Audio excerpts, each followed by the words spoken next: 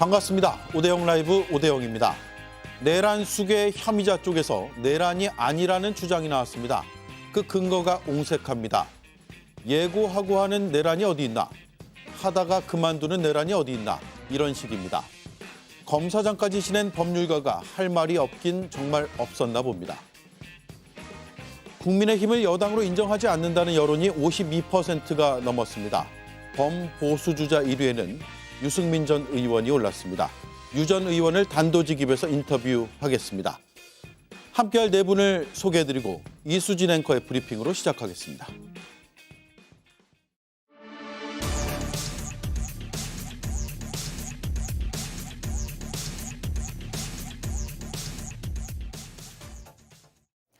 관저에 있으면서 그 어떤 서류도 받지 않고 있는 윤석열 대통령. 지금쯤이면 무슨 생각을 하고 있을까? 많은 분들이 궁금해하실 것 같은데요. 40년 지기 석동현 변호사가 공보를 자처하며 대통령의 입장을 전했습니다. 대통령이 체포 채자도 얘기한 적도 없을 뿐만 아니라 체포하면 도대체 어디다가 때려놓겠다는 것입니까? 대통령이 체포하는 명령을 안 내렸다고 말씀하시는 건 어떻게? 체포의 채자도 꺼낸 적이 없다는 부분은 내가 대화를 했으니까 늘 말씀드릴 수 있지만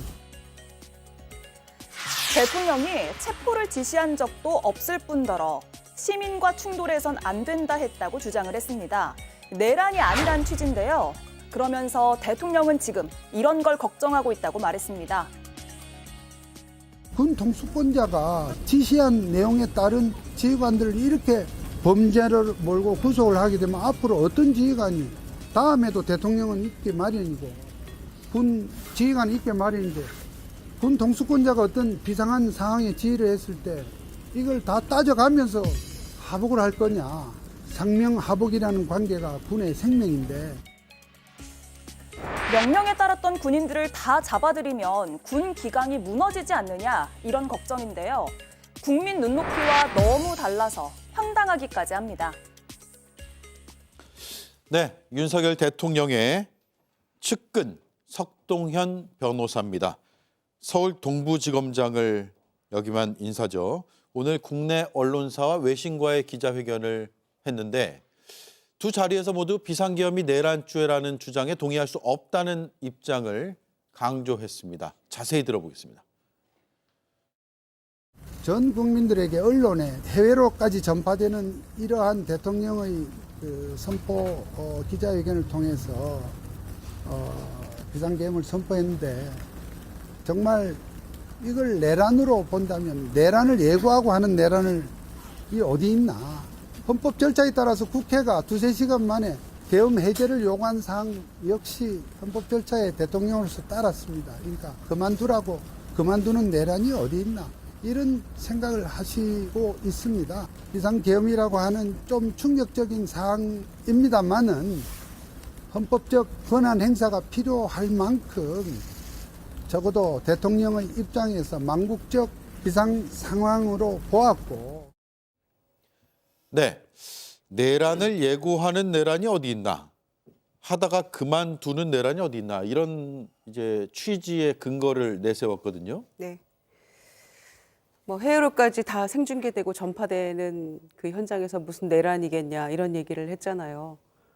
저희는 세계로 생중계되는 그 현장을 다 목격을 했습니다. 온 국민이 전 세계가. 그래서 그 내란의 현장을 똑똑히 목격했잖아요. 계엄군에 의해서 국회가 짓밟히는 현장을요. 저 석동현 변호사가 뭐 공식 변호사인지 모르겠습니다만은 기자들이 질문할 때마다 뭐 공식적인 입장은 아닙니다만 이렇게 얘기를 했어요. 예. 공식적인 입장도 아닌 분이 왜 나와가지고 국민 염장을 지르고 있습니까? 그리고 내란이 아니라니요. 형법에 규정된 그 국헌 문란에 정확히 딱 떨어지는 국회 유린과 중앙선관위 유린이 있었지 않습니까? 그거를 다 국민이 목도했고요. 그런데도 끝까지 정말 구차하고 막무가내의 모습을 보이고 있다고 보고요. 뭐 친구끼리는 정말 서로 닮는지 모르겠습니다만 정말 유유상종이다라는 말로밖에 할 말이 없습니다. 그리고 그렇게 당당하고 문제가 없다면 왜 헌재의 탄핵소추 의결안은 받지도 않고 또 소환장도 안 받습니까? 생일 축하 꽃다발은 받았잖아요. 그리고 56km 용산에 장어 56kg 배달됐다면서요. 계엄 이후에. 그거 먹고 힘내서 이런 엉뚱한 소리 헛소리 하는 겁니까? 그래서 정말 이 기자회견을 듣고 왜 했는지도 모르겠지만 국민들 더 열받았다 생각하고요. 예. 그 체포의 채자도 꺼내지 않았다. 왜 거짓말을 이렇게 합니까? 그러니까 닮았다는 거예요. 친구끼리. 그 체포 문 부수고 들어가서 의원들 끌어내라고 얘기를 들었던 그 사령관들 밑에 현장의 지휘관들은 그럼 뭐 환청을 들었습니까? 그러니까 이런 엉뚱한 소리 하려거든 아예 안 하는 게 맞고요. 그렇게 당당하면 빨리빨리 소환에 응해서 수사 받는 게 맞겠죠. 이런 헛소리 하려고 기자들 바쁜데 모아놓고 이렇게 오전 오후 떠들었다는 얘기입니까? 정말 더 분노가 치밀어 오르는 대목이죠. 예. 자, 석동현 변호사가 정식 아직 선임된 상태는 아닌 것 같아요. 석동현 변호사는 사실 윤석열 대통령과는 무려 45년이나 되는 인연이 있는 오랜 친구죠. 45년이요? 40년인 줄 알았는데 5년 더 있네요. 왜냐면 79학번이잖아요. 예. 서울대 법학과 79학번 동기 동창이고 그러네요. 석동현 변호사가 연수원 15기고 윤석열 대통령이 23기니까 같은 나이지만 윤석열 대통령이 뭐 구술을 하는 동안 석동현 변호사는 좀 일찍 법조인 생활을 하게 된 셈이죠. 동부지검장을 마지막으로 했는데 그 이후에 그 정치권에 입문을 했지만 등원을 한 적은 없죠. 지난 선거에서는 송파을에서 총선에 출마하겠다라고 했었는데 당시에 지금은 이제 친한계 의원이 된 박정훈 의원과 예. 공천 경쟁을 하다가 당시 단수 공천을 박정훈 후보가 받게 되면서 또 그 이후에 행로가 재밌죠. 자유통일당의 비례대표로 가서 당선권 안에 드는가 싶었는데 자유통일당이 한 명도 비례대표 후보를 당선시키지 못하면서 최종 낙선했습니다. 네. 근데 오늘 그 내외신 기자들을 불러서 얘기를 한 것은 여기서 자신이 갖고 있는 법리적인 논리를 내외신 기자들에게 설명한다기보다는 여론을 환기시키는 차원의 발언들을 주로 쏟아냈다고 봅니다. 그러니까 뭐 내란이 예고하고 하는 내란이 어딨냐 이런 것은 사실 법리적으로 헌법재판소에서 받아들일 만한 내용은 아니거든요.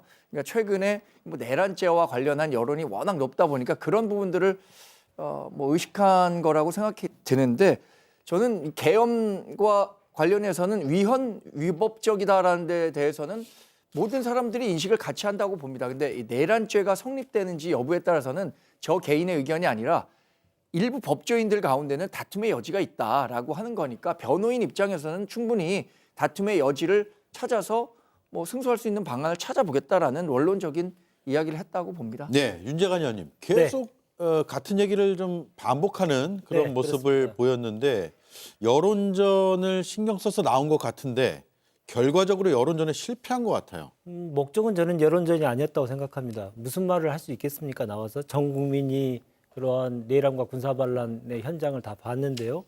더 이상의 그 논리를 만들어낼 정도의 지적 능력이 없는 자들이기 때문에 새로운 논리가 나올 거라고는 예상하지 않았습니다.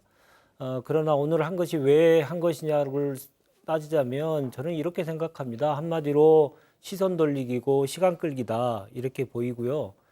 최근에 계속 지금 본인이 수사를 떳떳하게 받겠다라고 얘기를 했음에도 불구하고 수치 거부하고 소환 조사에 불응하고 이렇게 송달도 거부하고 모든 것들 탄핵 심판과 수사를 모든 걸 지금 거부하고 있지 않습니까?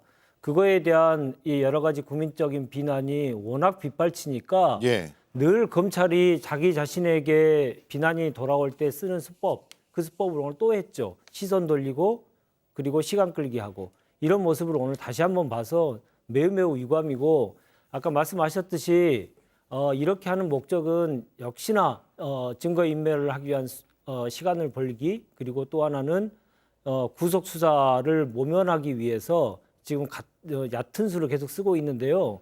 다시 한번 충고드립니다. 피할 게 하나도 없습니다. 최소 무기징역이라고 저희들은 생각하고요. 파면도 헌재 심판의 파면 결과도 불보듯 뻔하다고 생각합니다. 잔머리 그냥 그만 쓰십시오.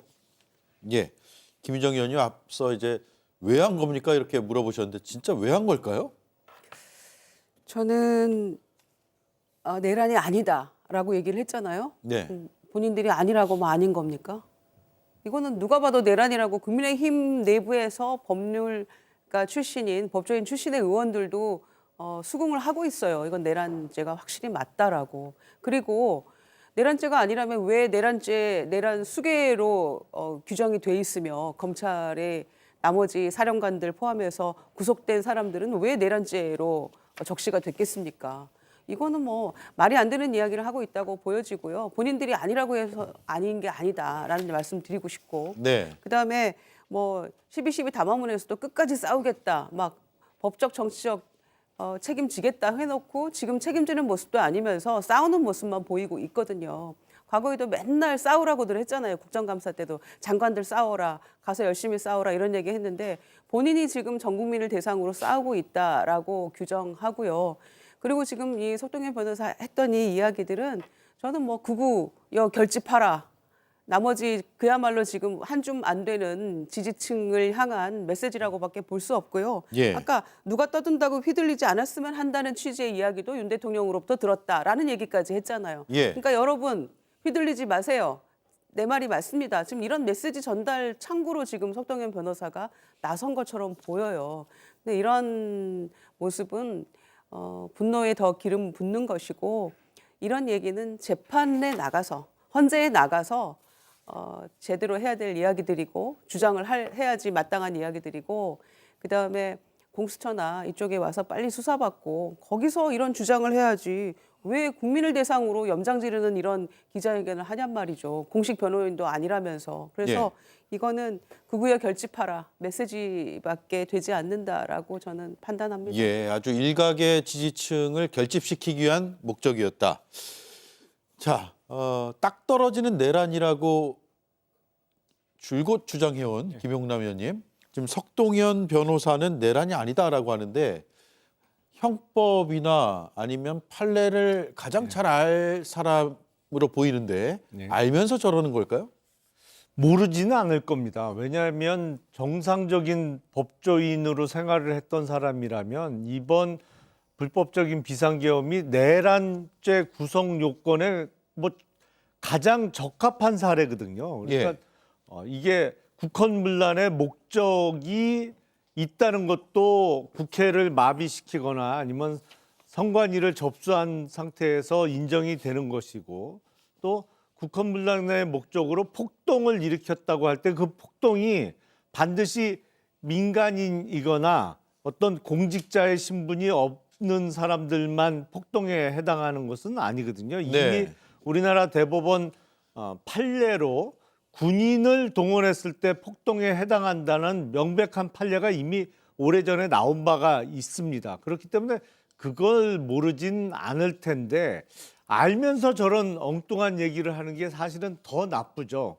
근데 지금 석동현 변호사는 뭐 알면서도 나쁜 그 일부러 본인의 생각과는 다른 얘기를 한다고 볼 수 있을 거고 평소에도 왜 대통령직에 있으면서 다른 그 언론보다 유튜브를 많이 본다는 얘기가 많이 나와 있었잖아요. 근데 그 유튜브 본인이 즐겨 보던 특정 유튜브만 계속 보면서 지금 상황에 대한 정확한 판단을 못 하고 있는 거 아닌가? 왜냐하면 일정 그 특정한 유튜브에선 계속 이게 내란죄가 안 된다 내지는 지금 대통령이 비상계엄 선포를 한 게 죄가 안 된다를 뛰어넘어서 잘했다 내지는 정당하다는 주장들을 하는 유튜브들이 일부 있다 보니까 계속 그 유튜브를 시청하면서 나에 대한 지지세가 점점 불어나고 있다. 그래서 내 이 방향으로 계속 밀고 나가면 나를 지지하는 국민이 점점 많아지면서 이른바 전세를 역전시킬 수 있다라고 대단한 오판을 지금 하고 있는 거 아닌가라는 생각이 듭니다. 예. 자, 이런 가운데 권성동 국민의힘 대표 권한 대행은 헌법재판소에서 탄핵안이 기각이 된다면 그걸 발의한 의원, 표결에 참여해서 찬성표를 던진 의원은 처벌하는 법안을 마련해야 한다라는 주장까지 했습니다. 들어보겠습니다. 국회에서 통과한 탄핵소추안이 헌법재판소에서 기각될 경우 그 탄핵안을 발의 표결한 국회의원을 직권남용으로 처벌하는 법안을 여야가 공동으로 발의합시다. 탄핵남용은 입법부의 직권 남용입니다. 입법 독재를 막고 상권 분립의 원칙을 지키기 위해서라도 정쟁적인 탄핵안 남발에 대한 처벌 규정은 반드시 필요합니다. 예. 이건 또 어떻게 봐야 됩니까? 정말 이 계엄 내란 사태 이후에 진정한 의미에서의 사과도 없고 반성도 없는 지금 집권 여당의 모습이잖아요. 그리고 유일하게 사과했던 당대표는 내쫓았고 그러고 나서 지금 비대위를 꾸리니 안 꾸리니 마땅한 사람도 지금 못 찾고 있는 그런 아수라장의 가운데에서 저런 엉뚱한 얘기나 하고 있다는 게 정말 한심하다고 생각합니다. 그러니까 밤새도록 궁리해가지고 죽을 꾀를 낸 거예요. 검사들이 저분도 검사 출신 아닙니까? 구성동 원내대표도. 예. 기소권 남발하고 결국 사법부에서 무죄 판결 받은 이 피고인에 대해서 본인들이 그러면 반성하고 뭐 검사직 내려놓습니까? 거의 지금 그거랑 같은 논리라고 저는 생각해요. 국회에서 그러나 이 검사들처럼 기소권 남발하는 형태도 아니고 검사에 대해서는 누구도 그러면 견제할 수 없는 권력인가라는 근본적인 그 문제 제기를 했던 것이고 이번에도 마찬가지 아닙니까? 지금 대통령 탄핵안을 놓고 만약에 기각되면 책임져라 이러고 있는데 인용되면 어떻게 할 건가요? 인용되면 본인은 국회의원직 내려놓을 건가요? 뭐 어떻게 책임을 질 건가요? 예. 그러니까 지금 이 상황에 대해서 국민들이 아직도 걱정이 많으시잖아요. 지난번 14일 탄핵 바로 전날에 국방일보에 난 것도 12.12 담화문과 유사한 형태의 보도가 됐거든요. 통치권의 일환이었고 뭐 질서를 유지하기 위한 거였다. 그 계엄이 불가피한 거였다라는 그런 논조를 국방일보에도 싣고 있는 걸 보면서 여전히 그 보도를 보면서 국민들은 불안해하고 있어요. 그래서 헌재에서 뭔가 명확하게 결론이 나기 전에는 우린 진짜 불안해서 못 살겠다. 여전히 이런 생각들이 국민의 가슴속에 깊이 박혀 있는데 이미 상처가 돼서 이게 씻을 수 없는 그런 흔적으로 남아있는 거잖아요. 여전히 예. 진행 중이라고 믿고 있고. 그런데 집권당 지금 원내대표가 사실상 대표격으로 일을 하고 있는 분인데 어떻게 석고대죄에도 모달을 파네 지금 아예 협박하고 지금 막 으름장 놓고 오히려 그러는 거 아니에요. 이거 안 되면 책임져야 돼. 막 이러면서 큰 소리 치고 있는 거 아닙니까? 적반하장의 모습이죠. 그러니까 지금 예. 석동현 변호사나 뭐 지금 관저에 있는 대통령의 모습이나 똑같아요. 그러니까 그 대통령의 그 원내대표인 것 같고 그 변호인인 것 같아서 개선의 정이 안 보입니다. 예. 뭐 물론 이제 야당이 잇따라서 국무위원들 탄핵 소추안을 내기 때문에 그에 대한 비판 여론이 있는 것도 사실이고 그 부분을 비판한 것이라면 뭐 충분히 이해할 수 있는데 좀 많이 나간 측면이 있어요. 처벌하는 규정을 만들자라는 부분이어서 일단 윤재관 의원님 말씀까지 듣고 제가 정강재 의원 발언 기회 드리겠습니다. 근데 저 논리로 따지면 이제 국회의원만 그만두는 게 아니고 그만둬 가지고는 부족하죠. 왜냐하면 처벌이라는 단어를 썼다는 거는 이제 법적 처벌까지를 얘기하는 것이겠죠. 네. 그러면 이번에 그 찬성표를 던지었고 반대표를 던진 국힘의 의원들은 헌재에서 인용이 되면 내란 동조, 방조 혐의로 처벌해야 되겠죠. 같은 논리로 따지면 그렇지 않겠습니까? 네. 그러니까 지금 매일매일 좀 원내대표가 권성동 원내대표가 말이 정말 이상한 말을 계속하고 있는데 오히려 정말 고맙다는 생각도 듭니다. 왜냐하면 국민의힘이 얼마나 극우 정당인지 이를 국민들에게 정확히 보여주고 있기 때문이죠. 보수라고 얘기하는 그 자체도 정말 창피할 정도로 극우 정당의 모습으로 계속 가고 있고 그게 정당의 대표라고 하는 사람이 계속 날마다 얘기하고 있습니다. 어제는 헌법재판관 3인의 국회 추천 몫에 대해서 권한대행이 임명하지 말아야 된다라고 하는 위헌적인 내용들을 어제는 또 발언을 했고요. 오늘은 또 이런 처벌 얘기까지 했습니다. 극우 정당이 어떻게 될까? 대단히 제가 우려할 내용은 아닙니다만은 이 정당의 모습은 대한민국이 지금 이 상황까지 된 이유가 윤석열과 집권 여당인 국민의힘이 함께 이룬 것이다라고 하는 것을 정확히 보여주는 것이라고 저는 생각하고요. 권성동 원내대표 이제 좀 정신 좀 차리시기 바랍니다. 같은 오선인데요. 같은 오선인 우원식 국회의장은 전 국민으로부터 가장 신뢰받는 정치인으로 이번에 자리매김했는데 본인은 국민 밉상의 최고봉 국회의원이 되셨어요. 같은 오선을 하는 동안에 어떻게 이렇게 다릅니까? 정신 좀 차리시기 바랍니다. 근데 이 얘기를 하면 오죽하면 이런 얘기까지 했을까라는 생각이 전 듭니다. 오죽하면요? 네, 오죽하면. 그러니까 거대 야권이 지금 192석을 갖고 있고 행정권을 견제하는 것을 넘어서 정말 폭주했다는 얘기가 나올 정도로 무리하게 탄핵을 시도하고 있는 것, 많은 국민께서 저는 그 부분은 동의하실 수 있다고 생각합니다. 국회 권한이라고는 하지만 그것이 남용되면 안 되는 것이죠. 남용을 막기 위해서는 어떤 장치가 필요한데 그런 장치에 대한 연구를 한번 해보자는 차원이지, 사실 권성동 원내대표가 이런 얘기를 했다고 해서 민주당 의원들이 눈이나 깜짝했겠습니까? 지금 우리가 108석 갖고 저런 법안을 만든다고 해도 국회에서 통과되겠습니까? 그러니까 실제로 법안을 만들어서 현실화된다기보다는 우리가 이렇게 어려운 처지에 있다, 이런 행정권을 무력화시키는 탄핵권 남용은 있어서는 안 된다라는 여론을 환기한다는 차원에서 얘기한 것이라고 생각합니다. 네, 앞부분에 방점이 찍혀 있지 처벌이 꼭 이루어져야 된다라는 주장까지 하는 건 아니다. 지금 현실적으로 입법권을 안 되죠. 민주당이 네. 다 독점하고 있잖아요. 현실적인 상황까지 고려해서 이런 여론 환기 차원에서 드린 말씀이었다고 생각합니다. 예. 자, 여론이 어떻게 받아들일지는 좀 봐야 될 텐데 연일 국민 눈높이와 좀 동떨어지는 듯한 발언을 하고 있거든요. 오늘 여론조사가 하나 나왔는데 국민 52%가 국민의힘을 집권 여당이 아니다라고 답을 했습니다. 이런 여론 속에서 저런 발언은 민심에 기름을 붓는 거 아니에요?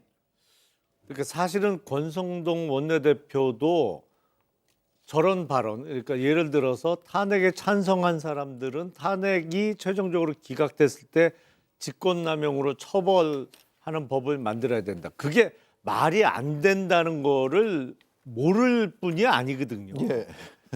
아니 그리고 대통령 권한 대행이라서 헌법재판관 임명은 할 수 없다라고 하면서 또 법률안 거부권을 행사하라고 했잖아요. 그리고 실제로 6개의 법률안에 대해서 오늘 한덕수 대통령 권한 대행이 거부권 행사를 했습니다. 예. 그러니까 앞뒤가 전혀 맞질 않는데 그게 말이 안 된다는 거를 모르지는 않을 텐데 왜 연일 저런 이야기를 하느냐. 그래서 사실은 더 불안한 거죠. 저게 모르고 하는 얘기는 아니거든요. 본인도 모를 수가 없어요. 누구보다도 잘 알고 본인이 하는 말이 논리적으로도 말이 안 되고 우리 헌법 법률 체계에도 맞지 않는다는 거를 알면서도 저런 무리한 이야기를 연이어서 하는 이유가 뭘까? 예. 왜 그럴까요? 그래서 진짜로 뭘 또 다른 어마어마한 12월 3일에 비상계엄 선포 같은 거를 준비하고 있나? 막판에 반전수가 있나? 그런 불안감을 느끼게 할 수밖에 없거든요. 그래서 지금 보여주고 있는 국민의힘의 모습은 정상적인 민주적인 정당의 모습이라고 도저히 볼 수가 없습니다.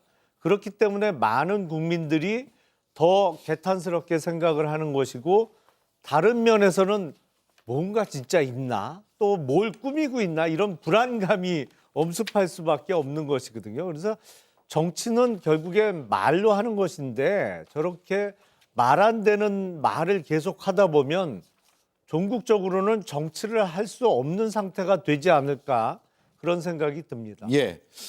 자, 국민의힘의 의원들이 비상계엄 직후에 나눴던 대화, 단체 대화방이 언론에 공개가 됐습니다. 예상을 전혀 못했던 그 상황을 맞닥뜨리면서 우왕좌왕하는 그런 모습까지도 그대로 드러나는데요. 당일 10시 한 23분 정도에 대국민 담화 형식의 계엄령 선포가 있었잖아요. 28분까지. 그 직후에 한 의원이 비상계엄 선포다 이렇게 알리고요. 그 뒤에 다른 의원이 민주당은 바로 국회 소집한다는데 우리는 어찌해야 할까요? 라고 이야기를 합니다. 그러자 한동훈 비상계엄 막겠다 공지라는 점을 공유를 하고요. 또 다른 의원은 비상의총은 언제 어디서 하는 건가요? 그리고 또 다른 의원은 국회는 해산되는 건가요? 이렇게 묻습니다. 그리고 추경호 원내대표가 당시 원내대표요. 첫 비상의원총회 장소를 문자로 공지하는데 국회로 했다가 당 대표실에서 최고위 장소를 국회에서 당사로 변경을 합니다. 그리고 추경호 원내대표가 문자 공지를 통해서 비상의총 장소를 국회에서 당사로 바꾸는 그런 상황이 벌어지고요. 그랬다가 다시 국회 예결위원장으로 바꾸는 왔다 갔다 하는 모습들이 보입니다. 그리고 서범수 사무총장이 국회로 오세요 이렇게 얘기하고요. 또 다른 의원은 국회 정문 앞 당사 이렇게 묻기도 합니다. 물론 이게 다가 아니라 앞뒤로 더 있는 것 같아요. 뒷부분이 더 많은데 그걸 저희가 뭐 다 전해드릴 수는 없으니까 얼마나 긴박하게 돌아갔고 우왕좌왕했는지를 볼 수 있는 그런 부분만 일단 시청자들께 보여드립니다. 자, 이런 뭐 장소 어디서 의원총회 할 것인가 이런 게 계속 엇갈렸단 말이에요. 왜 그랬을까요? 일단 1차 원인은 추경호 원내대표가 당시에 공지를 제대로 하지 못한 데에 대한 책임이 있다고 봅니다. 물론 추경호 원내대표도 당시로서는 어느 곳에서 의총을 해야 하는 것인지에 대한 판단이 서지 않았기 때문이라고도 생각해 볼 수 있는데 그러나 전체 대화 내용을 놓고 보면 당시에 긴박했던 가운데서도 국회의사당으로 모여야 한다는 의원들의 얘기가 많았거든요. 예. 이것을 충분히 의원들에게 공지하지 못했던 점이 아마 많은 의원들이 이 당사로 모일 수밖에 없었던 가장 큰 원인이 되지 않나 싶고요. 두 번째 원인은 그러면 민주당은 그 어려운 환경에서도 다 담 넘어서 국회의사당 들어갔는데 왜 여당 의원들은 들어가지 못했느냐라는 의문이 남게 되죠. 네. 근데 아마 그땐 이런 생각들을 했었던 것 같습니다. 대통령이 아무 근거 없이 계엄령을 내렸을 리는 없다. 그러니까 대통령실이 갖고 있는 진위가 어느 정도 파악돼야 대응이 가능할 건데 대통령실과 전혀 소통이 되지 않는 상황이다 보니까 이런 적극적으로 뭐 국회의사당에 가야겠다는 생각을 못했던 거 아닐까? 저는 네. 그렇게 추측해 봅니다. 사실 이런 그 일련의 메시지들이 어떻게 오고 갔는지를 모르는 상태에서는 저는 당사에서 조금 우왕좌왕하는 모습을 봤는데 그것도 일견 그럴 수도 있었겠다라는 생각이 드는데 그러나 이렇게 긴박했었던 메시지, 특히 당대표가 국회의사당으로 다 와주기를 희망한다. 거의 지시적으로 얘기했던 거잖아요. 그럼에도 불구하고 의원들이 대거 당사에 머물고 국회의사당에 가지 못했었던 것은 유감이라고 생각합니다. 예. 자, 그런데 저런 단체 대화방이 뭐 이른바 유출된 거죠. 언론에. 누가 이걸 유출했느냐라는 걸 색출하자는 성토까지도 당에서 나오고 있는데 지금 뭐 그런 의견이나 아니면 그런 생각을 할 수는 있지만 그게 본질은 아닌 것 같다는 생각도 또 들고요.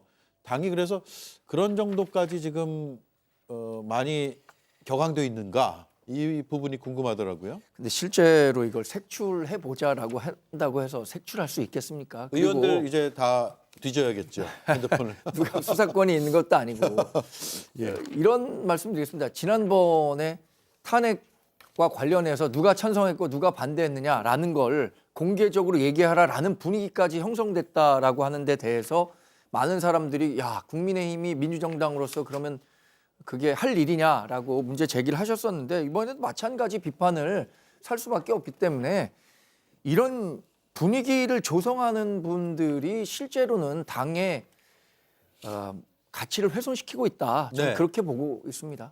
알겠습니다. 자, 마지막으로요. 한덕수 국무총리이자 권한대행이 오늘 처음으로 거부권을 아까 말씀하신 대로 행사했는데 이게 주목되는 건 앞으로 특검, 특히 내란 특검, 김건희 여사 특검, 이 특검에 대한 거부권도 행사할 것이냐가 걸려 있기 때문에 그렇거든요. 어떻게 전망하세요?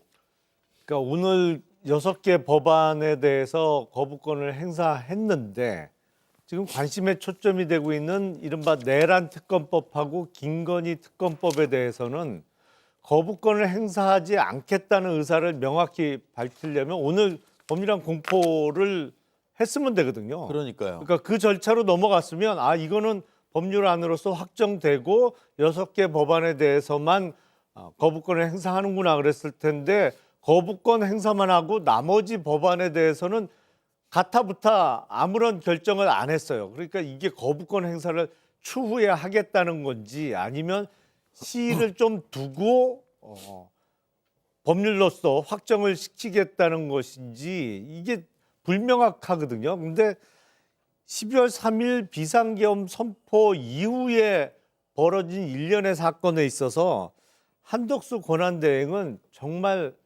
40년이 넘는 공직 생활을 도대체 어떻게 저렇게 좋은 자리를 골라서 다니셨나라는 의문이 들 정도로 어떤 판단력의 문제라든지 어떤 일종의 능력에 있어서 의문점을 제시할 수밖에 없는 행동들을 연이어서 보여주고 있는데, 제가 보기엔 내란 특검법에 대해서는 지금 한덕수 권한대행도 일종의 고발이 되어 있는 피의자 신분입니다. 그래서 예.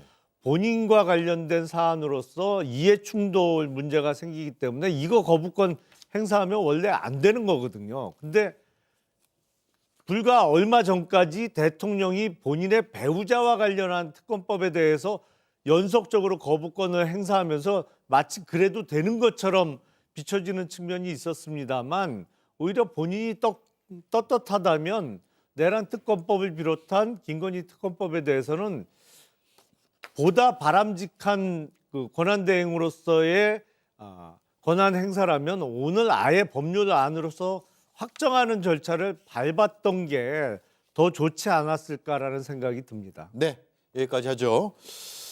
자, 다음 이슈. 황금폰에서 누군가의 육성이 나왔습니다. 이수진 앵커가 브리핑하겠습니다.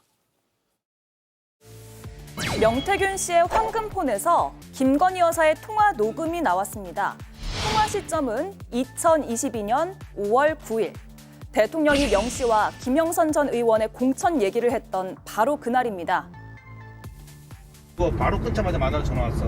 선생님, 윤상현이한테 전화했습니다. 보안 유지하시고 내일 취임식 오십시오. 이래야 전화 끊은 거야.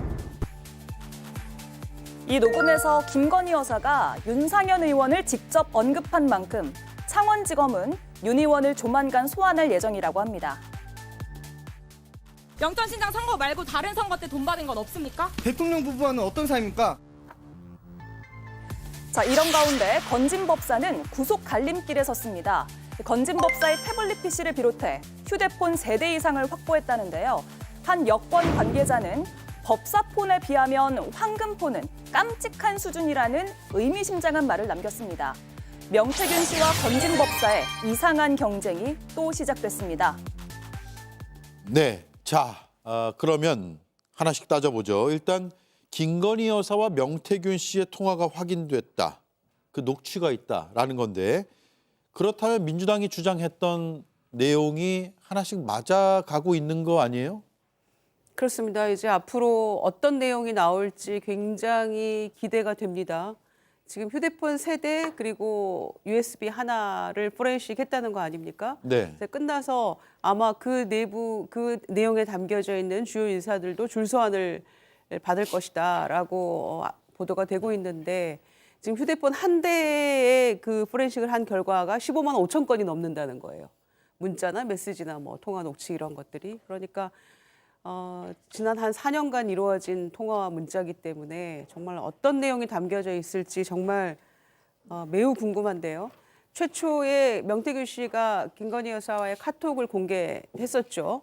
그 문자 내용으로 철없는 오빠, 뭐 무식해서 그래, 뭐 이런 내용의 카톡이 공개가 됐을 때 네. 국민의힘이 매우 당황하면서 대통령실도 그렇고 글쎄 여사의 육성이 나오면 모를까 뭐 이 정도 가지고는 아직 뭐 결정적인 뭐가 없지 않느냐 막 이런 한가한 소리를 했어요. 그러다가 5월 9일자 대통령과 명태균 씨의 통화 내용이 나왔잖아요. 김영선 네. 해주라 그랬는데 말이 많아 감사합니다.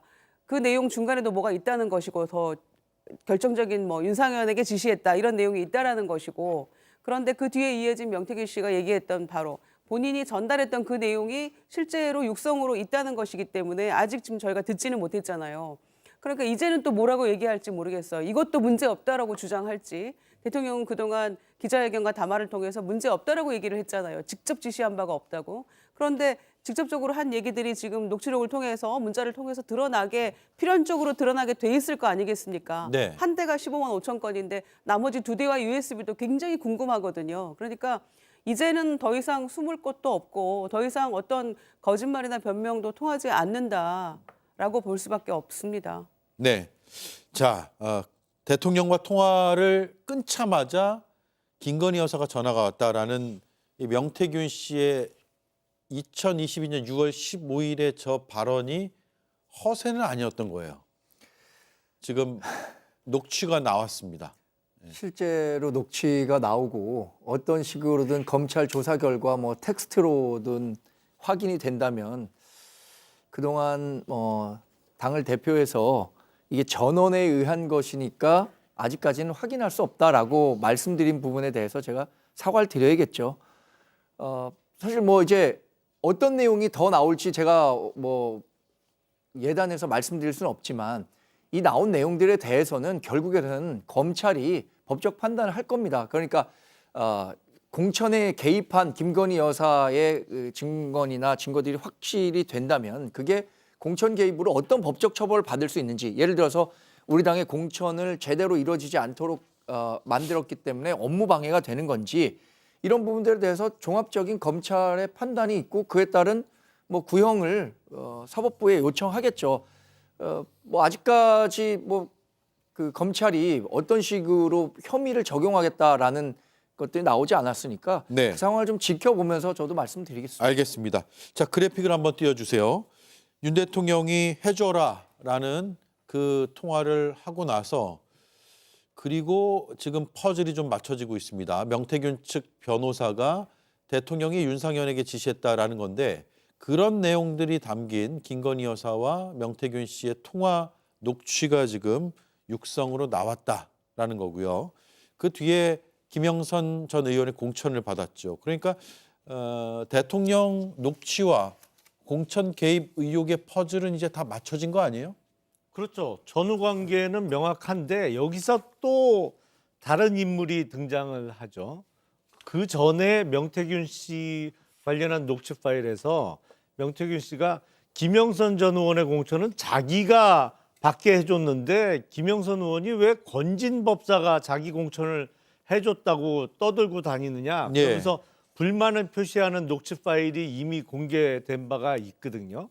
그러니까 그 얘기에서 추측할 수 있는 건 분명히 김영선 의원의 공천과 관련해서 명태균 씨도 대통령 부부와 접촉을 했고 건진 법사라는 사람도 뭔가 개입은 돼 있는 거예요. 적어도. 근데 누구 영향력이 더 결정적이었느냐? 그건 명태균 씨는 본인이 결정적으로 공천을 받게 해줬다고 생각을 하는 것이고 김영선 의원은 다른 곳에 가서는 건진 법사 덕분에 내가 공천받았다는 얘기를 했었던 것으로 짐작할 수가 있죠. 근데 예. 그 건진 법사가 이제 체포되고 구속영장이 청구돼서 아직 법원에서 영장 발부는 안 됐습니다만 오늘 안으로는 발부될 것으로 보이는데 명태균보다 그 위에 더 대통령 부부와 밀접히 관련돼 있다라고들 얘기가 나왔던 건진 법사가 사용했던 휴대폰 3개 그리고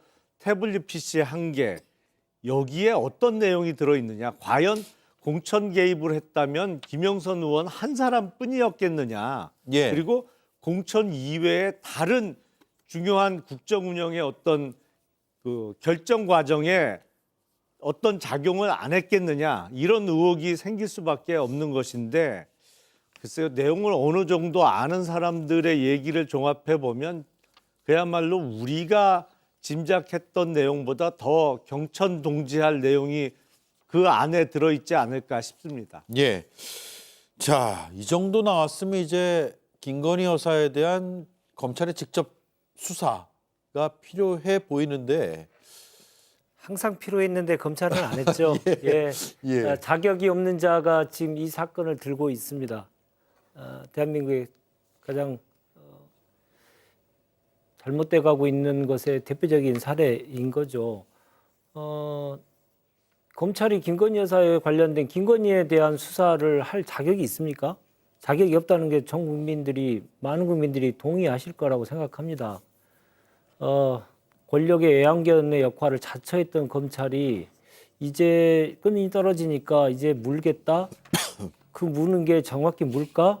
물지 안 물지는 모르겠습니다만은 그런 행위를 할 자격조차 없기 때문에 검찰은 손 떼야 됩니다. 예. 그리고 특검으로 하는 것이 국민적 의혹을 정확하게 해소하는 여러 가지 여러 가지 다른 얘기가 나올 수 없는 유일한 길이라고 말씀드리고 싶고요. 그동안 이제 설이 아니냐, 전원에 불과한 거 아니냐 이런 얘기를 하시는 분들이 많이 있었는데 설이 아닐 가능성이 지금 대단히 높아졌지 않습니까?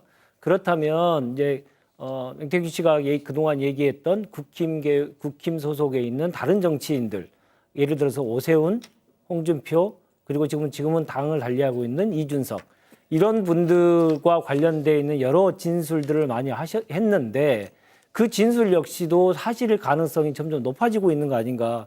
그래서 지금 오늘의 녹취록을 보면서 가장 떨 사람들은 국힘의 미래 권력, 이 미래 권력들이 가장 많이 지금 떨고 있지 않을까 싶고요. 그래서 현재 권력인 윤석열, 김건희와 미래 권력인 다양한 사람들이 함께 몰락하는 보수, 수구의 괴멸이 곧 눈앞에 다가왔다. 저는 그렇게 봅니다. 예. 지금 당에서는 한기호 의원, 강대식 의원 등 당시 공관위 업무를 했던 인사들이 줄줄이 소환돼 조사를 받고 오는 것이죠. 그렇습니다. 지금 한기호 의원이 17일에 조사를 받았고요. 예. 강대식 의원이 18일 날 검찰에서 참고인 조사를 받았습니다. 어제네요. 그러니까 그 두 사람이 과연 지금 뭐 명태균 씨 통화에서 얘기가 되는 것처럼 윤석열 대통령이 직접 공관위원에게 전화를 해서 뭐 김영선이 좀 해줘라 이런 얘기를 했었는지 안 했었는지에 대해서 가장 가까이서 알 수 있을 만한 위치에 있기 때문에 두 사람을 먼저 불러서 참고인 조사를 한 셈인데 아직까지 두 사람은 그동안 언론을 통해서는 그런 전화를 받아본 적이 없다라고 얘기를 해왔습니다. 검찰 조사에서는 어떤 취지의 답을 했는지 아직 알려지진 않았기 때문에 검찰 조사를 좀 두고 볼 필요가 있다고 생각합니다. 예, 명 씨가 지난 대선 기간에 쓴 황금폰에 얼마나 많은 녹취와 자료들이 있는가. 이게 그동안 추측과 추정들만 나왔는데 숫자로 나왔어요. 명 씨의 법률 대리인 남상건 변호사에 따르면 어제 선별 작업을 해보니까 한 개 휴대전화에서 아까 말씀해 주셨죠. 15만 5천여 개가 나왔다고 합니다. 들어보시죠. 어제 선별 작업을 했는데 메시지, 카톡, 여러 가지 다 쳐서 15만 5천여 개가 있었습니다. 하나의 핸드폰에요. 이런 속도라면 한 2주일 정도 걸리겠다. 이렇게 이야기를 하고 있습니다. 알겠습니다. 예. 자, 그래서 이 사안과 이 사건과 관련해서 공개가 되지 않은 또 다른 녹취, 또 다른 자료 이런 것들이 나올 가능성은 꽤 커 보여요. 그렇죠. 사실은 극히 일부만 지금 공개가 됐습니다만 명태균 씨만 해도 거의 모든 통화를 다 녹음을 했던 것 같아요. 그러니까 나중에 본인이 일종의 그걸 내세우면서 위세를 과시하거나 아니면 공천과 관련해서 어떤 공천 헌금을 받기 위해서 그랬는지 모르겠습니다만 거의 모든 통화를 녹음하다 보니까 저렇게 핸드폰 하나에 15만 5천 개 정도의 파일이 생성되어 있을 정도로 많은 자료가 저장되어 있는 거고 또 지금 체포돼서 구속을 앞두고 있는 건진법사도 비슷한 행태를 보여주지 않을까 싶어요. 근데 문제는 일부에서 통화 상대방의 동의 없이 그냥 자동 녹음 기능으로 다 녹음하는 사람들이 있습니다만 많은 사람들이 그렇게 하는 건 아니거든요. 일부 사람들이 그렇게 합니다. 근데 유독 대통령 부부에는 그런 상대방 동의 없이 그냥 자동으로 녹음해 놓는 사람이 많았어요. 명태균 씨도 그렇고 건진법사라는 전선배 씨도 그랬던 것 같아요. 예. 그러니까 희한하게 어떻게 대통령 부부씩이나 되는 사람들 주변엔 그렇게 질이 안 좋은 사람들이 많이 있었느냐 아니면 질이 안 좋은 사람들하고 그렇게 긴밀하게 지냈느냐 그거는 옛말에도 금묵자흑이라고 그 비슷한 수준이었기 때문에 이렇게 같이 오랫동안 어울렸던 거 아닌가 그런 생각을 지울 수가 없습니다. 예.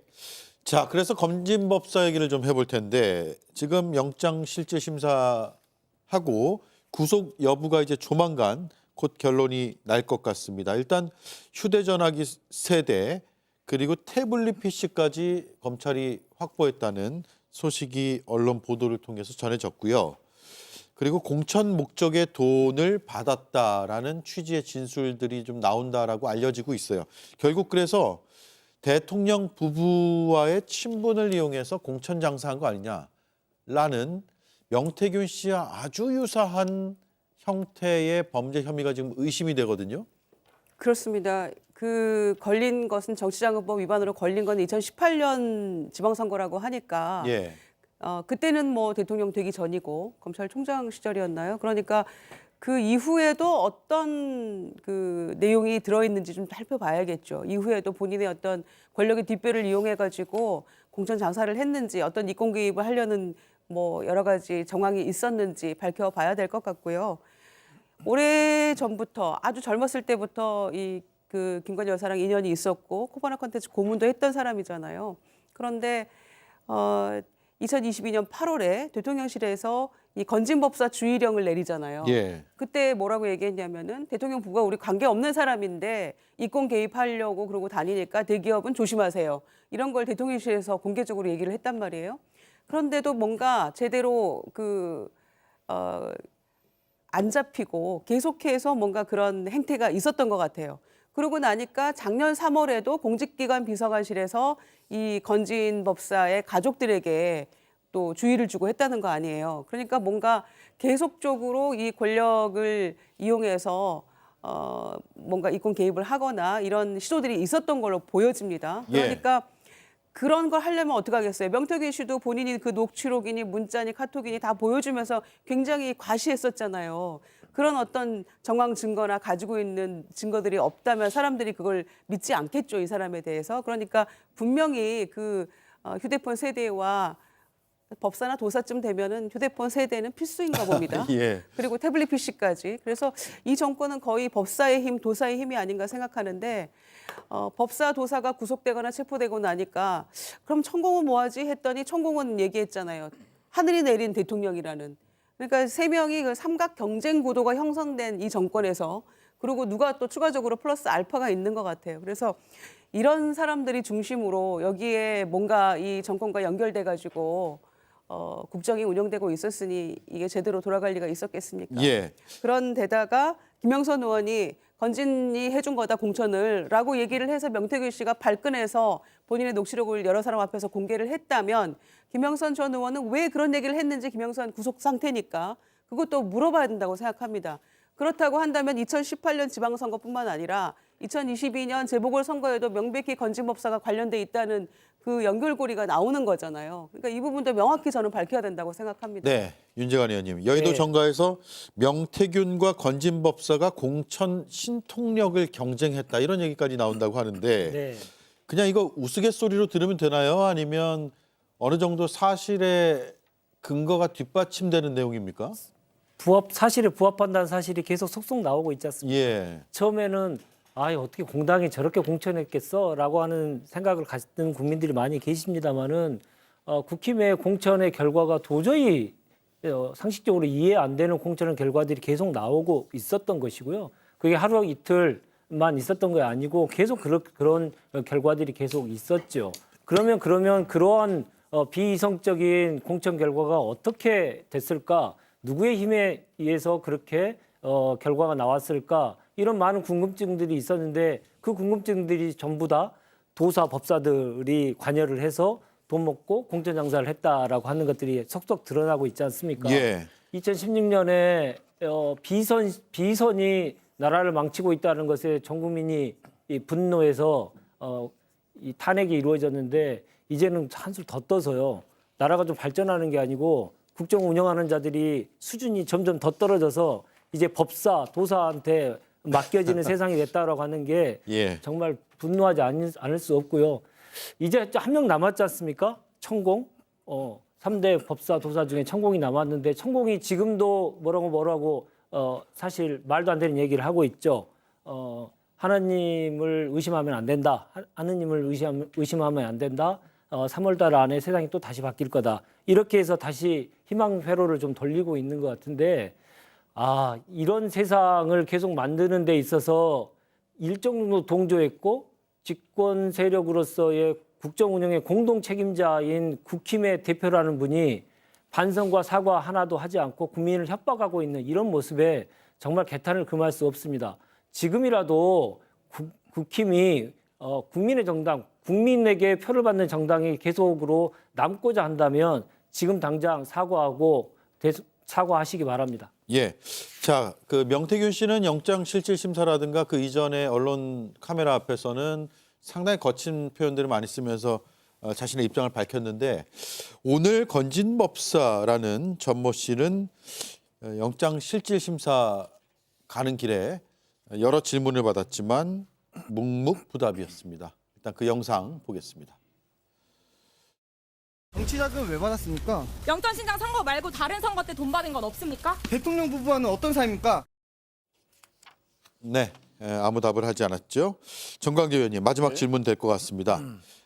저 건진법사와 관련된 사건이 명태균 씨보다 더 커질 수도 있다 이런 여러 우려, 전망 이런 것들이 나오는데 당에서는 아직까지는 뭐 구체적으로 파악되는 건 없죠. 그렇죠. 당이 공식 입장을 아직 낼 수 있는 상황은 아닙니다. 왜냐하면 건진법사와 관련한 내용들이 구체적으로 지금 수사 결과가 드러나는 것이 없거든요. 그냥 우리 당의 특정 유력 정치인이 공천을 매개로 돈을 받았거나 영향력을 행사했다라는 정도지 아직 구체적으로 어떤 정치인인지 뭐 이런 것들이 나오지 않아서 네. 당이 일일이 대응할 일은 아니라고 생각합니다. 또 하나 이 공천과 관련해서 말씀을 하시지만 이 단정적으로 건진법사든 명태균 씨든 공천을 완전히 그 사람의 영향력으로 했다라고 보기도 어려운 측면이 분명히 있을 겁니다. 그러니까 우리 당의 공천 과정에 문제가 있었다면 그 문제에 대해서 개선해 나가고 해야지. 지금 윤상현 당시 공관위원장은 여전히 공천과 관련해서 전혀 문제가 없었다라는 얘기들을 하고 있고 당시 뭐 대선 기여도 등을 종합적으로 고려했다는 얘기를 하고 있으니까 명확히 뭐 검찰 수사에서 정말 돈이 어떻게 움직여갖고 이 사람이 공천을 받았다. 공천을 받을 수 없는 사람이 받았다. 이런 것들을 확정짓기는 저는 여전히 아직도 좀 힘들지 않을까라는 생각을 갖고 있거든요. 예, 알겠습니다. 여기까지 하죠. 네 분 말씀 잘 들었습니다. 고맙습니다.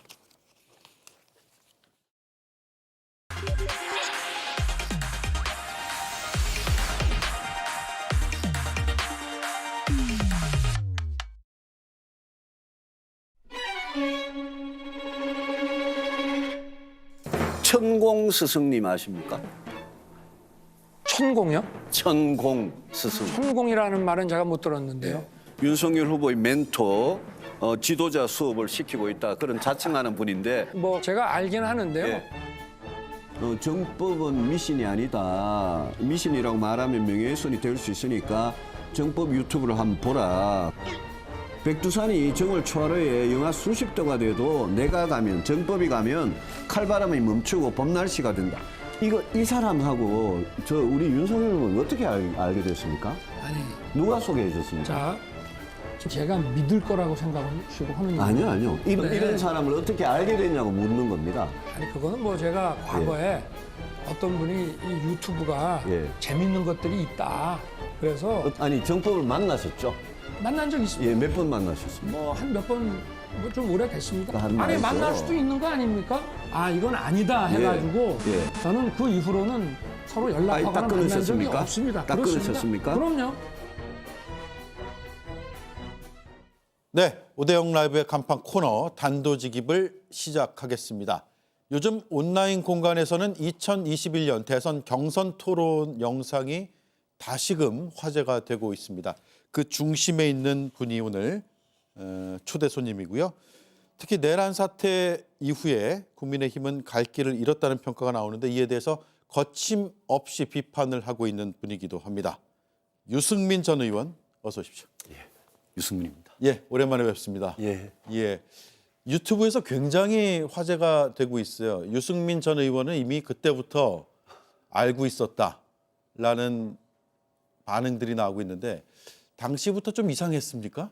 저는 이상했다고 생각했습니다. 예, 어떤 그 당시 부분이 뭐 그렇죠? 여러 토론이나 하시는 말씀이나 이런 거 보고 참 좀 이상하다. 예. 이번이 대통령으로서 준비가 됐냐, 자격이 있냐 이런 부분에 대해서 굉장히 좀 저는 회의적이었는데 예. 그 당시에는 기억하시다시피 이 문재인 정권 끝내야 되고 정권 교체 무조건 해야 된다. 그거 할 사람은 윤석열 후보다 이런 게 뭐 워낙 보수 전반에 팽배해가지고 예. 그래서 윤석열 후보가 된 건데 결과적으로 오늘 사태를 맞이하면서 우리 당원들 또 국민들이 후보를 잘못 뽑은 거죠. 예. 자, 그때 이제 질문하시거나 한 내용들 쭉 보면 천공 의혹도 제기를 하셨고요. 예. 제2의 전두환이 되려고 그러느냐 이런 표현도 썼습니다. 결과적으로 지금 뭐 상당 부분 맞아 떨어지는 부분도 있고 아니면 지금도 유효한 의혹도 있고요. 그래서 저 때부터 윤석열 후보가 문제가 있는 거 아니냐는 것을 아는 분들도 당에서는 꽤 있었을 거라는 생각이 드는데 그럼에도 당 후보로 확정이 되고 대통령이 됐단 말이에요. 예. 검증이 너무 당내에서도 소홀했던 거 아닌가라는 생각이 드는데 어떻습니까? 많은 유권자들께서 무슨 이래 신상품을 좋아하는 경향이 있으신데요. 예. 정치라는 게 그렇게 쉬운 게 아닙니다. 충분히 정책이나 철학이나 도덕성이나 충분히 검증되지 않으면 그런 후보가 대통령이 되면 저는 이런 불행한 사태가 자꾸 반복이 되는 것 같아요. 네. 그래서 당시에 우리가 후보를 선출하는 시스템, 검증하는 시스템 이런 거는 저는 뭐 우리 국민의힘이든 민주당이든 다 한번 이번에 점검을 해봐야 될 거다 생각을 하고 이게 더 크게는 보면 우리 87년 체제 이 제왕적 대통령제 5년 단임에 예. 이 체제가 이대로 가도 되느냐 그게 근본적인 의문이겠죠. 예. 그러면 개헌까지 넓혀서 한번 종합적으로 검토할 때가 왔다 이 말씀이네요. 당연히 그렇게 생각합니다. 우리 87년 이후에 8명의 대통령을 지금 겪고 있는데 그 불행한 역사가 많았습니다. 진보 보수 할 거 없이요. 예. 그러니까 지금 이 제왕적 대통령제 견제받지 않는 대통령의 권력 그다음에 정치가 왜 계속 실패하느냐. 정치가 잘못되면 나라가 망하는 거거든요. 그걸 우리가 지금 겪고 있지 않습니까? 네. 우리 정치 실패를 어떻게 고칠 거냐. 그런 점에 대해서 저는 근본적인 재검토가 필요하다고 생각합니다. 예. 자, 대통령의 계엄 사태 이후에 예. 당이 지금 굉장히 혼란스럽습니다. 그렇습니다. 유승민 의원은 계속 쓴소리를 이어가고 있고요. 지금 국민의힘이 직면한 가장 큰 문제는 뭡니까? 지금은 지난 12월 3일 이후에 비상계엄도 일어난 일이고요. 예. 내란 혐의를 받고 있는 그 내란도 일어난 일이고 또 7일과 14일에 2차에 걸쳐서 투표를 해가지고 14일에 탄핵 소추가 가결이 됐습니다. 그러니까 저희 보수 정당 국민의힘 입장에서는 탄핵에 찬성했던 반대했던 이미 탄핵 소추가 가결이 되고 헌법재판소에 넘어간 거는 기정사실이 됐습니다. 예. 근데 지금 우리 국민의힘 사람들이 의원들이 하는 걸 보면 제가 답답하고 참담하게 생각하는 거는 지금은 그거를 기정사실로 인정을 하고 우리가 뭐가 잘못됐는지 당이 이제까지 한 번도 이 비상계엄과 탄핵에 대해서 국민들께 진심으로 반성하고 사과 한 번 하지 않았습니다. 네. 저는 이거는 우리 당 입장에서 이거는 정말 죽으러 가는 길이다. 그런 생각을 하거든요. 예. 지금은 기정사실로 하고 탄핵에 찬성했던 반대했던 서로 입장을 이해하고 우리가 뭉쳐서 왜 뭐가 잘못됐느냐. 윤석열 대통령 포함해서 우리 당까지 그동안 뭐가 잘못됐느냐를 철저하게 반성하고 그걸 기반으로 국민들께 잘못을 우리가 인정하고 사과를 드리고 새롭게 보수가 나아갈 길은 어디냐. 이거를 찾는데 밤을 새워서 토론해도 뭐 시간이 모자라는 시간에 지금 아직도 국민의힘은 당론이 탄핵 반대 네. 그 지나간 일을 가지고 지금 거기 붙잡고 있고 또 윤석열 대통령이 직무정지된 대통령이 헌법재판소가 있는데 대통령의 입장을 앞으로 계속 우리가 그러면 비호를 해야 되느냐. 그걸 지지하고 거기 대통령하고 같이 가야 되느냐. 네. 이 문제에 대해서 분명한 입장을 정리를 못하고 있지 않습니까? 그러면 저는 지금 무슨 뭐 비대위원장을 뽑느냐 누굴 뽑느냐 이거 이전에 우리의 잘못에 대한 반성과 사죄와 새로운 길을 찾는 이 진정한 쇄신의 노력 이게 하나도 없단 말입니다. 그게 지금 비대위원장이 새로 오지 않더라도 현 지도부 내에서도 해야 된다 이 말씀이잖아요. 당연합니다. 지도부는 그냥 지도부일 뿐이고 국회의원은 각자가 우리가 108명이나 있는데 네. 국회의원 각자가 그걸 하나의 헌법기관으로서 해야 되고 우리 당원들도 마찬가지입니다. 우리 당원들도 당이 왜 이렇게 참담한 지경까지 빠졌느냐. 탄핵소추가 가결이 되고 비상계엄 사태 이후에 저는 보수정당이 진짜 소멸할 위기에 갔다고 생각하는데 이게 제일 밑바닥인 줄 알았는데 네. 지금 당이 지나간 일을 붙잡고 우리가 아직도 한 걸음도 못 나가고 있는 이 상황을 보면 야 이게 밑바닥이 아니고 정말 더 추락할 수가 있냐. 예. 보수는 진짜 완전히 멸망하는 거냐. 이런 위기감을 뭐 저같이 보수 정당에 25년째 몸을 담고 있고 애정이 있는 사람으로서 그런 걱정을 안 할 수가 없죠. 예. 근데 왜 그럴까요? 국민의힘에서 그러니까 사과는커녕 당내에서 탄핵 찬성 의원들을 색출하자거나 왕따하는 움직임이 있다고도 하고요. 네. 또 의원들의 단체 텔레그램방이 언론에 유출이 됐는데 그거 누가 유출시킨 것이냐를 또 색출하자라는 움직임이 일고 왜 그렇게까지 됐을까요? 그분들 사고방식이 8년 전에 예. 박근혜 대통령 국정농단 때 8년 전에 탄핵 때문에 탄핵하면 예컨대 이재명 대표한테 정권을 갖다 바친다. 탄핵하면 우리 망한다. 아직 그 사고방식에 사로잡혀 있는데요. 네. 제가 그분들한테 드리고 싶은 말씀이 8년 전에 우리가 탄핵을 당해서 이렇게 된 게 아니다. 8년 전에 탄핵을 당한 건 우리가 잘못을 해서 당했습니다. 그러면 8년 전부터 그때부터라도 우리가 잘못했기 때문에 보수를 어떻게 혁신하느냐 거기에 우리가 집중을 했어야 되는데 네. 그 이후에 한번 보십시오. 문재인 정권 들어와가지고 무슨 부동산 정책 실패, 소득주도 성장이나 경제정책 실패 뭐 여러 가지 그런 문재인 정권의 잘못, 실정, 조국 사태 같은 거 거기에 기대가지고 반사이익에 기대가지고 겨우 기사회생하면서 우리가 굉장히 손쉽게 윤석열 검사라는 용병을 데려와가지고 0.73%로 이제 이긴 겁니다. 네. 그죠? 그 사이에 우리 보수의 어떤 변화, 근본적인 변화 이런 거는 전혀 없었단 말입니다. 8년 동안 전혀 없었군요. 전혀 없었습니다. 그래서 지금 우리 보수 정당에 보면 예컨대 60대 후반이나 70대의 지지만 받고 제가 늘 강조하는 중도층, 수도권, 젊은 층의 목소리를 지금 들어봐야 될 거 아닙니까? 예. 그것도 못하고 있고 그리고 아주 낡은 보수 그 프레임에 우리가 갇혀 있단 말입니다.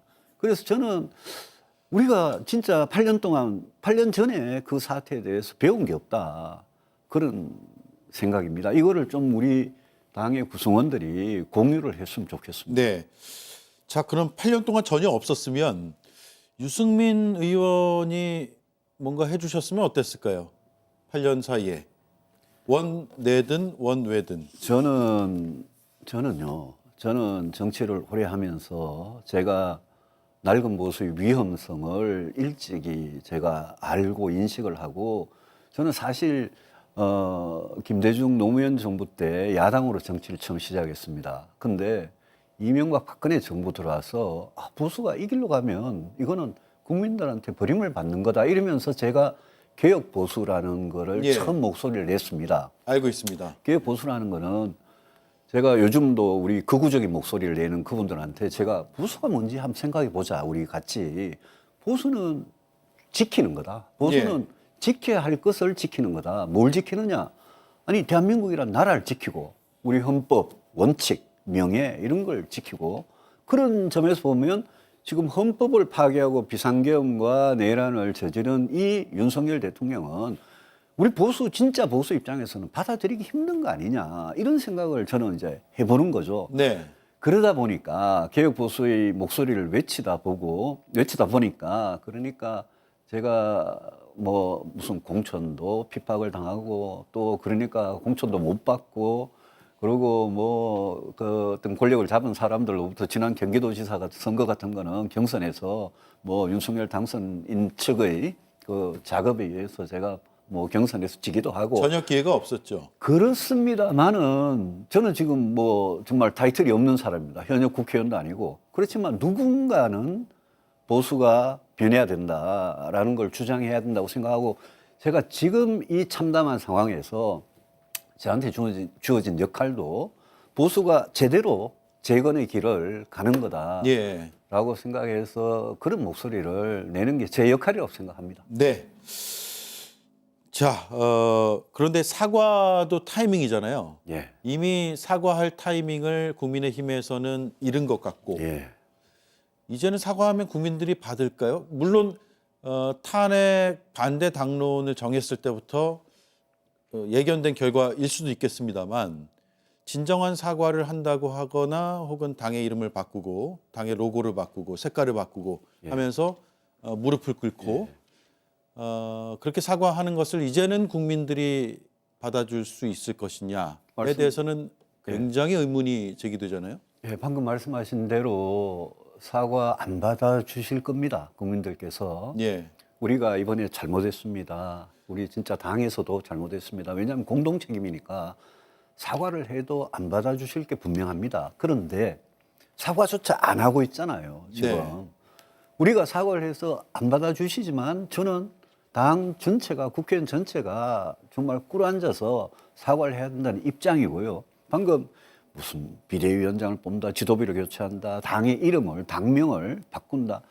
지도부 교체해도 그 나물이 그 밥인 사람이 오면 똑같은 거고요. 당명을 교체해봐야 그거는 얼굴 화장 고치는 정도 아니겠습니까? 예. 그래서 국민들께서 알아주시든 안 알아주시든 국민들께서 우리 지금 얼마나 믿겠습니까? 그렇지만 알아주시든 알아주시지 않든 저는 대한민국의 건전한 보수 정치는 필요하다고 생각하고 뭐 당장의 선거가 문제가 아니라 그런 걸 위해서 8년 전에 우리가 못했던 그거를 지금 와서라도 뒤늦게라도 할 수 있으려면 네. 그러면 정말 개혁 보수의 혁신의 길로 나아가야죠. 예. 그는 국민들께서 뭐 알아달라 이런 차원의 문제가 저는 아니라고 생각합니다. 네. 지금 당내에서는 국민의힘이 정광훈당과 뭐가 다르냐는 말까지도 일각에서는 나오고 있고요. 또 탈당이 책임 당원이 6천 명 넘게 탈당하고 있고 7천 명이 넘었죠. 예, 7천 명 넘었습니까? 분당 가능성이 있어 보이나요?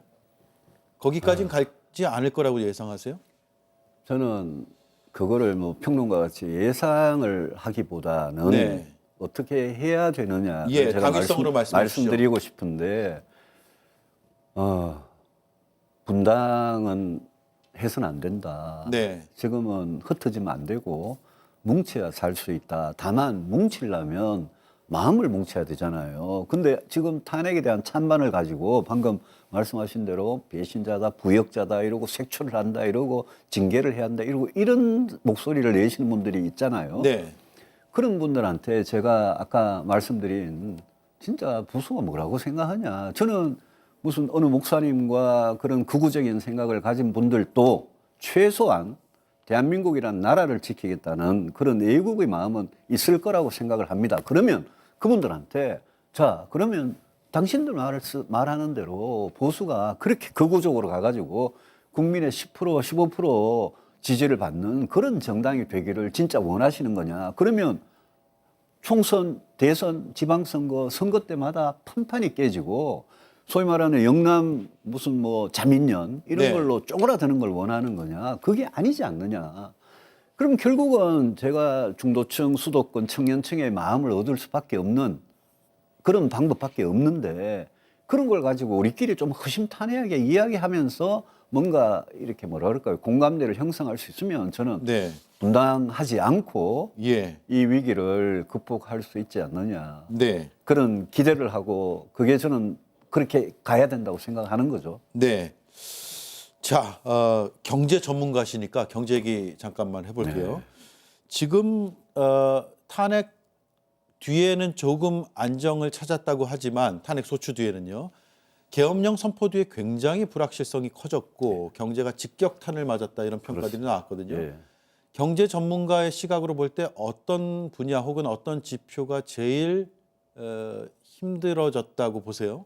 원래 탄핵이 이 12월 3일 비상계엄 이전에도 우리 경제가 정말 안 좋았는데요. 네. 그거는 성장, 내수, 소비, 수출, 투자, 고용 다 안 좋았습니다. 근데 윤석열 정권이 좋다고 자꾸 국민들한테 호도를 했죠. 네, 확산하고 있다 그랬죠. 예, 올해 내년 뭐 당장 성장률 보면 알고요. 지금 당장 우리 경제의 불안이 어디서 제일 나타나느냐? 저는 환율과 주가에 나타난다고 생각합니다. 오늘 또 방금 보니까 벌써 1,450원 넘었거든요. 넘었죠. 한때 우리가 1,400원이 방어선이라 그랬는데 예. 그 심리적 마지노선은 무너지고 1,450 가지고 지금 그러지고 이 환율을 방어할 수 있느냐도 굉장히 의문스러운 상황이고 주가는 뭐 오늘 뭐 1.95%나 폭락을 또 했고요. 네. 이 변동폭도 굉장히 크고 제일 큰 문제는 저는 안보, 경제, 정치가 지금은 같이 막 이렇게 엮여가지고 갈 수밖에 없는 상황인데 트럼프 당선인은 취임하면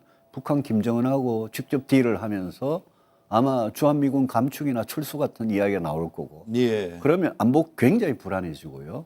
거기다가 그런 게 경제에 영향을 엄청나게 미치고 트럼프의 무슨 관세 정책이나 여러 가지 정책들을 경제 정책들을 보면 이게 우리 경제에 직격탄을 줄 거고 미국, 중국 갈등을 봐도 그렇고요.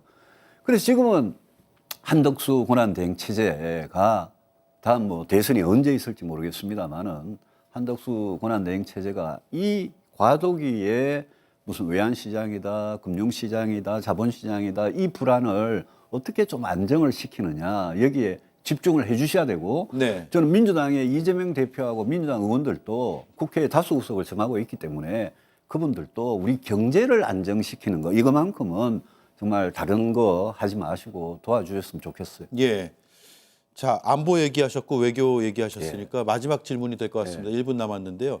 트럼프 대통령이 내년 1월 20일에 이제 취임하잖아요. 한 달 정도 남았는데 한덕수 체제로 필요 최소한의 대응만 가능할 것으로 보이는데 그러면 빨리 탄핵을 해서 리더십을 빨리 바꿔야 된다고 생각하세요? 저는 정치인으로서 정치인이 헌법재판소에다 대고 예. 빨리 탄핵해라, 늦게 탄핵해라 이런 말 하는 건 맞지 않다고 생각하고요. 예. 지금 헌법재판관 임명을 3명 있지 않습니까? 그거는 한덕수 권한대행이 임명하는 게 맞다고 생각하고 네. 헌법재판소의 절차는 뭐 당연한 이야기지만 헌법과 법률대로 안정적으로 가는 모습을 보여주는 게 오히려 미국이나 다른 나라에 비해서 대한민국은 저런 소요 사태가 발생해도 안정적으로 시스템에 의해서 헌법에 따라 굴러가는 나라구나라는 걸 보여주는 게 중요하고 트럼프 대통령이 취임하면 저는 주한미군 철수나 감축에 굉장히 큰 변수가 생기고 우리 안보가 한국 전쟁 이후에 겪어보지 못한 국면으로 들어갈 가능성이 있기 때문에 네. 뭐 예컨대 조기 대선이 돼가지고 다음 대통령이 선출되기 전이라도 지금 체제에서도 한미동맹을 어떻게 지켜가느냐 또 중국, 러시아하고 외교 안보의 불안 요인을 어떻게 없애가는 그런 외교를 할 수 있느냐 그런 거는 저는 이 대행 체제의 정부에도 충분히 우리 국민들이 가능하다. 힘을 실어드려야 된다고 생각합니다. 국회나 국회 바깥에 있는 정치인들도 할 수 있는 내용들이 꽤 있죠. 그렇죠. 예. 기업들도 할 역할이 있고요. 기업도 이미 그렇게 움직이고 있고요. 그렇습니다. 그러니까 전방위적으로 해야겠네요. 그렇죠. 트럼프 시대에 대비하는 거는 우리 경제 안보가 나라의 두 축 아닙니까? 그걸 위해서 저는 뭐 기업과 정부와 정치권이 그거야말로 진짜 초당적으로 할 때다라고 생각합니다. 그거는 민주당 입장에서도 당연히 거부할 수 없는 그런 목표 아니겠습니까? 네, 알겠습니다. 저희가 인터뷰를 좀 오늘 길게 잡았는데 그래도 금방 지나가 버렸네요. 네, 연말 지나고 연초에 또 한번 뵙겠습니다. 네. 예, 고맙습니다. 네, 고맙습니다. 네, 지금까지 유승민 전 의원이었습니다. 마데카 프라임 화이트 펄? 처음 봐요. 예쁜데? 여기까지? 선이 살아난 것 같아. 마데카 프라임 리추얼 화이트 펄. 진짜 괜찮은데요? 공부 고민 1등 밀크티 하나로 끝. 가장 많이 선택하니까 1위. 지금도 계속 가입하니까 1위. 써보면 인정하니까 1위. 밀크티. 지금 무료 체험하세요. 빈틈없는 흡입력. 흡입과 물걸레를 한 번에. 쿠쿠 이 바닥을 깔끔하게 평정. 쿠쿠 파워 클론 무선 청소기. 지치지 않으세요? 에너지가 넘치는데요? 비타민 B군이 2배 강화된 뉴 센트룸이 23가지 영양을 꽉 채워주니까 비타민 B군이 2배로 새로워진 센트룸을 만나보세요. 예고하고 하는 내란을 이 어디 있나? 그리고 그만두는 내란이 어디 있나? 사법고시를 통과하고 검찰의 고위직까지 지낸 대통령의 45년직입니다. 너무나 비법률적인 주장으로 들립니다. 형법 제87조 내란, 국가 권력 배제 혹은 국헌 문란 목적으로 폭동을 일으킨 것을 말합니다. 지난 12월 3일 우리 영토에서 내려진 계엄령의 포고령 1호는 국회의 정치 활동을 일체 금지시켰습니다. 군을 동원해 폭동도 일으켰습니다. 내란죄의 삼박자를 갖춘 것이죠. 대법원의 판례도 보겠습니다. 헌법 절차가 아닌 폭력으로 헌법기관의 권능 행사를 불가능하게 하는 행위는 내란이라고 판단했습니다. 법조항과 판례를 모를 리가 없는 검찰 고위직 출신의 대통령 45년직이 이런 비법률적 주장을 앞세워 논점을 이탈하는 엉뚱한 모습을 보면서 생각났던 한마디. 참으로 딱하다. 앵커 한마디였습니다. 네, 뉴스룸 예고가 있습니다. 롯데리아입니다. 롯데리아에서 내란 모의를 한 인물이 바로 이 사람입니다. 노상원 전 정보사령관이 장소를 그곳으로 잡은 이유는 자신의 집 앞이었습니다. JTBC 취재 결과 그렇게 확인이 됐습니다. 여군을 강제추행해서 불명예 전역한 민간인이 정보사의 수뇌부를 집 앞으로 불러 모은 겁니다. 또 취재진이 찾아가 보니까 노 씨는 이 근방에서 점집을 운영해온 걸로 확인됐습니다. 점집이요. 자세한 내용 뉴스룸에서 전해드리겠습니다. 네, 오대영 라이브는 마치겠습니다. 내일 뵙겠습니다. 고맙습니다.